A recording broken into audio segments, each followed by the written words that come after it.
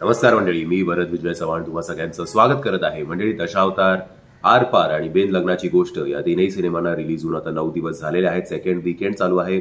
Second weekend सुद्धा या तीनही सिनेमांचा बऱ्यापैकी चांगला चालू आहे. खास करून दशावतार तर 1 कोटीच्या खाली त्याचं फर्स्ट डे कलेक्शन सोडलं तर कुठल्याही दिवसांचं कलेक्शन त्याचं 1 कोटीच्या खाली गेलेलं नाहीये. वीकडेजला सुद्धा ही सगळ्यात महत्वाची गोष्ट आहे. आजच्या या व्हिडिओमध्ये आपण यांचा 9 दिवसांचा बॉक्स ऑफिस तीनही सिनेमांचं बघणार आहोत. बट हे कलेक्शन ऐकण्याआधी एक जेंटल रिमाइंडर की हे आकडे खरे असतील अशा कुठल्याही प्रकारचा मी दावा करत नाही. सगळ्यात आधी बघूया पटापट फास्ट फॉरवर्ड मध्ये तुम्हाला सांगतो की आरपार या सिनेमाने पहिल्या दिवशी कमवले होते 12 लाख रुपये, दुसऱ्या दिवशी 19 लाख रुपये, तिसऱ्या दिवशी रविवारी 29 लाख रुपये, चौथ्या दिवशी सोमवारी 7 लाख, मंगळवारी 5व्या दिवशी 10 लाख, 6व्या दिवशी बुधवारी 7 लाख, गुरुवारी 7व्या दिवशी 6 लाख आणि शुक्रवारी 8व्या दिवशी 4 लाख आणि काल शनिवारी पुन्हा एकदा थोडी ग्रोथ बघायला मिळाली. जवळपास 10 लाख या सिनेमाने काल कमावलेले आहेत.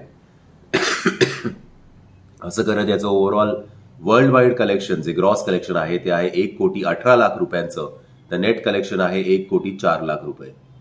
आता येऊया बिन लग्नाची गोष्ट या सिनेमाकडे. बिन लग्नाची गोष्ट पहिल्या दिवशी कमवले होते 6 लाख रुपये, दुसऱ्या दिवशी 18 लाख रुपये, तिसऱ्या दिवशी रविवारी 27 लाख रुपये, चौथ्या दिवशी सोमवारी 8 लाख रुपये, 5व्या दिवशी मंगळवारी 9 लाख, 6व्या दिवशी बुधवारी 6 लाख, गुरुवारी 7व्या दिवशी पण 6 लाखच्या आसपासच, शुक्रवारी 5 लाख 8व्या दिवशी आणि काल शनिवारी 9व्या दिवशी 10 लाख रुपये. सो याचं सुद्धा इंडियाचं ग्रॉस कलेक्शन आहे 1 कोटी 8 लाख रुपये आणि नेट कलेक्शन आहे 1 कोटीच्या आसपास. सो हा आणि आरपार एकमेकांवर रेस लावताना आपल्याला दिसत आहेत. आता येऊया दशावतार या सिनेमाकडे. दशावतार या सिनेमाने पहिल्या दिवशी कमाई केली होती. ओपनिंग त्याचं जे होतं ते होतं 60 लाख रुपयांचं.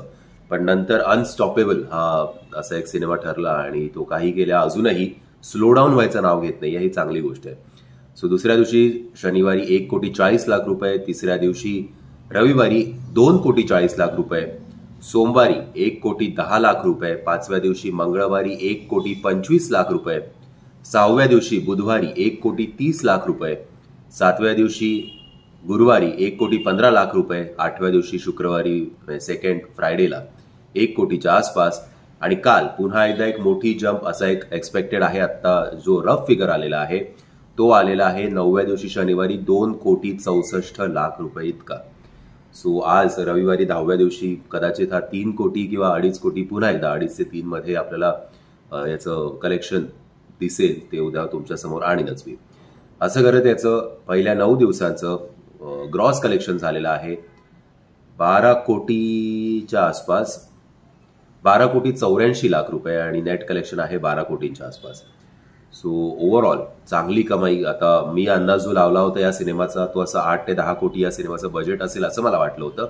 बट एकाने मला कोणीतरी कमेंट करून सांगितलं आपल्या युट्यूबच्या परिवारातल्या एका सदस्याने की त्याचं बजेट ते आहे ते 4 ते 5 कोटी रुपये. सो जरी 8 ते 10 असेल तरी आता हा प्रॉफिट मेकिंगमध्ये गेलेला आहे. जर 4 ते 6 कोटी असेल तर आता ऑलमोस्ट इंटू 3x याचं कमाई झालेली आहे. सो ती आनंदाची गोष्ट आहे. तुम्ही हा सिनेमा बघितला आहे की नाही? बघितला असेल तर तुम्हाला कसा वाटला आहे कमेंटच्या माध्यमातून कळवा. व्हिडिओ आवडला असेल तर लाईक, शेअर आणि चॅनलला सबस्क्राईब करायला विसरू नका. जय हिंद, जय महाराष्ट्र.